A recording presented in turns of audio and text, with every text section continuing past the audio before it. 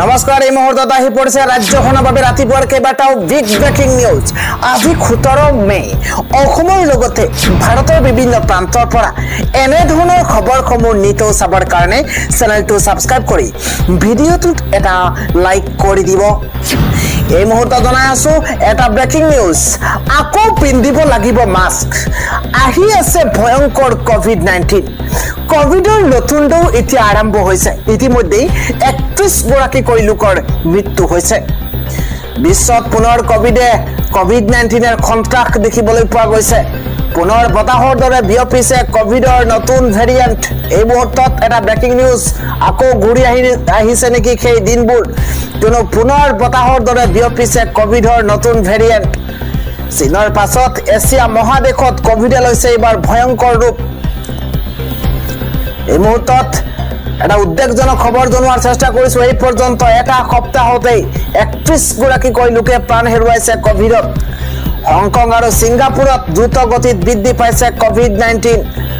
Hong Kong আৰু ছিংগাপুৰত ইতিমধ্যে দ্ৰুত গতিত কোভিড-19 বৃদ্ধি পাইছে। এছিয়াৰ কেইবাখনো দেশত বৃদ্ধি পাইছে কোভিড-19ত আক্ৰান্তৰ সংখ্যা। হংকঙত স্বাস্থ্য মন্ত্ৰালয়ে ঘোষণা কৰিছে জৰুৰী অৱস্থাত। ছিংগাপুৰত 28% বৃদ্ধি পাইছে কোভিড আক্ৰান্তৰ সংখ্যা। বৰ্তমান পৰ্যন্ত 14,200 গৰাকী ৰোগীৰ দেহত পোৱা গৈছে কোভিড-19।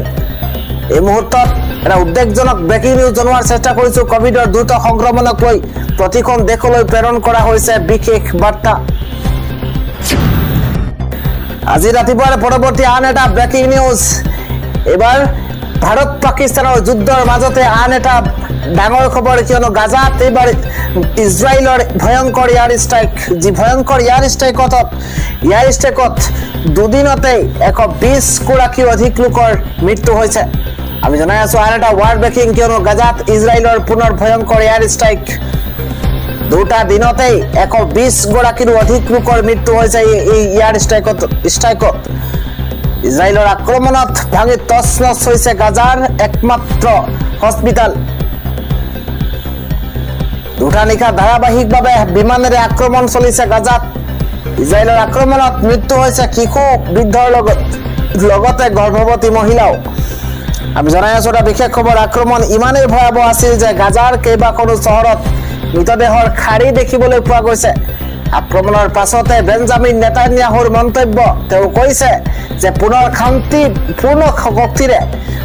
পূৰ্ণ শক্তিৰে গাজাত প্ৰৱেশ কৰিব ইজৰাইল। আমি জনাই আছো আন এটা ডাঙৰ খবৰ। এইবাৰ ভয়ংকৰ সংকটত পৰিছে এইবাৰ তুৰ্কীক একাষৰীয়া কৰিছে সমগ্ৰ বিশ্বই। এইবাৰ পাকিস্তানক সহায় কৰা সেই তুৰ্কীৰ ফালে চকু। ভয়ংকৰ সংকটত ভুগিছে এইবাৰ তুৰ্কী। আমি জনাই আছো ৱাৰ্ল্ড ব্ৰেকিং, ভয়ংকৰ সংকটত পৰিছে তুৰ্কীক একাষৰীয়া কৰিছে সমগ্ৰ বিশ্বই। এই মুহূৰ্তৰ ডাঙৰ খবৰ, সকলো ফালৰ পৰা তুৰ্কীৰ ৰাস্তা বন্ধ কৰিছে ভাৰতে। কোনো কাৰণতেই তুৰ্কীক ৰেহাই নিদিয়ে হেনো ভাৰতে। তুৰ্কীক শেষ কৰিব পৰা ভাৰতৰ আছে এক ভয়ংকৰ ক্ষেপণাস্ত্ৰ। ভাৰতৰ বিৰুদ্ধে পাকিস্তানক অস্ত্ৰ যোগান ধৰা তুৰ্কীক শেষ কৰিবলৈ মাত্ৰ 6 মিনিট লাগিব ভাৰতৰ। আমি জনাই আছো এটা ডাঙৰ খবৰ। এইবাৰ নিজৰ মাটিৰ পৰা তুৰ্কীক ধ্বংস কৰিব পৰা মাৰাত্মক মিছাইল আছে ভাৰতৰ।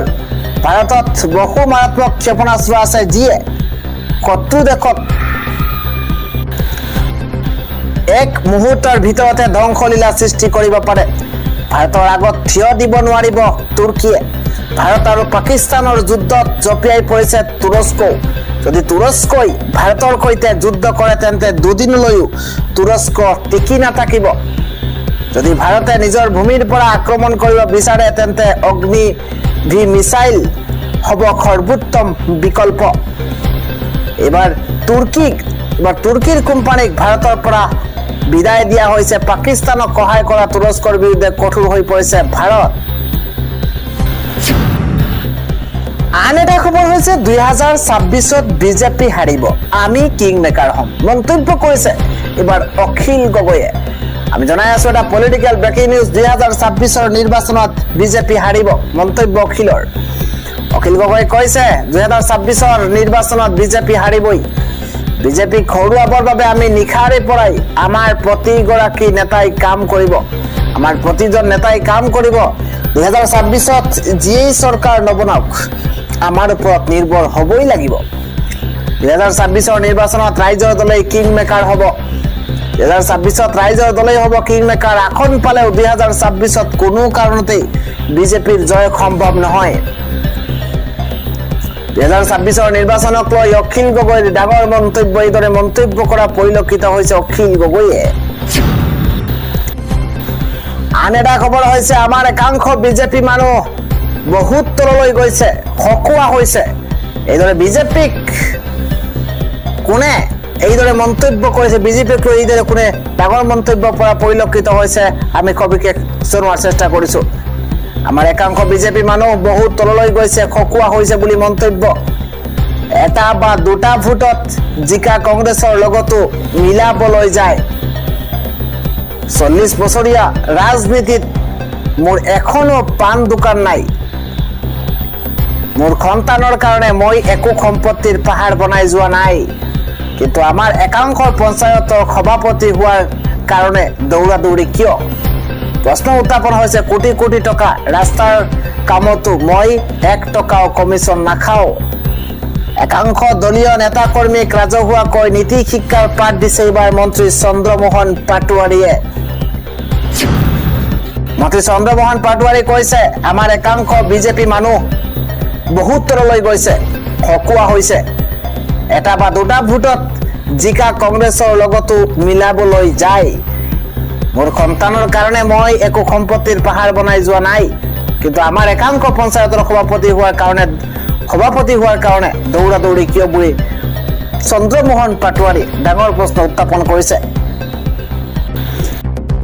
আন এটা ডাঙৰ খবৰ হৈছে ভাৰতৰ ভয়ত কঁপিছে এইবাৰ পাকিস্তানী সেনা নিশেষ হোৱাৰ ভয়ত পাকিস্তানী সেনাৰ মাজত এইবাৰ হাহাকাৰ পৰিৱেশৰ সৃষ্টি হৈছে সেনাৰ মুখ্য কাৰ্যালয়কে সলনি কৰিবলৈ বাধ্য হ'ল পাকিস্তান এই মুহূৰ্তত ৱাৰ ব্ৰেকিং এবাৰ ৰাৱালপিণ্ডিৰ চাকলালাৰ পৰা ইছলামাবাদলৈ সেনাৰ মুখ্য কাৰ্যালয় স্থানান্তৰৰ যোজা চলোৱা হৈছে ভাৰতীয় সেনাই নুৰ খান বিমানবন্দৰ তছনছ কৰি দিয়াৰ পাছতে বিপদত এইবাৰ পাকিস্তান এই মুহূৰ্তত এটা ডাঙৰ খবৰ ভাৰতৰ ভয়ত কঁপিছে পাকিস্তানী সেনা নিশেষ হোৱাৰ ভয়ত পাকিস্তানী সেনাৰ মাজত এতিয়া হাহাকাৰ লাগিছে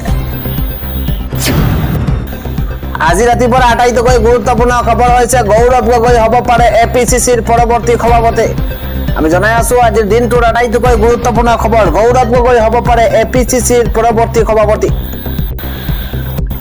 পঞ্চায়ত নিৰ্বাচনৰ বিপৰ্যয়ৰ পাছতেই সলনি হ'ব পাৰে সভাপতি বৃহস্পতিবাৰৰ পৰা দিল্লীত বাখৰ পাতি আছে ভূপেন বৰাই এই মুহূৰ্তত big political breaking news Bhupen বৰাক অপসাৰণ কৰিব পাৰে এআইচিচিয়ে এই মুহূৰ্তত এটা ব্ৰেকিং নিউজ এপিচিচিৰ পৰৱৰ্তী সভাপতি হিচাপে গৌৰৱ গগৈৰ নাম প্ৰস্তাৱ কৰা হৈছে এই মুহূৰ্তত এটা ব্ৰেকিং নিউজ জিতেন্দ্ৰ সিঙৰ জৰিয়তে ৰাহুল গান্ধীলৈ এই প্ৰস্তাৱ গৌৰৱ গগৈ হ'ব পাৰে এপিচিচিৰ পৰৱৰ্তী সভাপতি